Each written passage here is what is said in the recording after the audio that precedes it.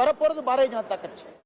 ஏர்போர்ட்ல இருந்து ரோட்ல இருந்து எல்லாம் சரி பண்ணணும். கோயம்புத்தூர் எதுவுமே சரியில்லை.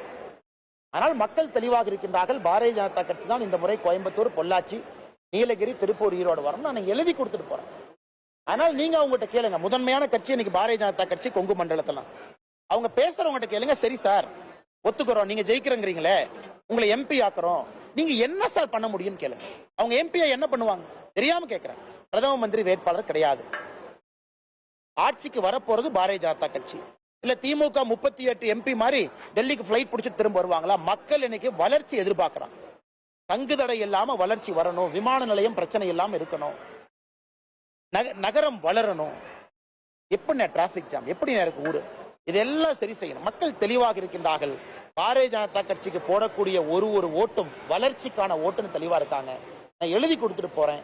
கொங்கு மண்டலத்தினுடைய முதன்மை கட்சி இன்னைக்கு பாரதிய ஜனதா கட்சி.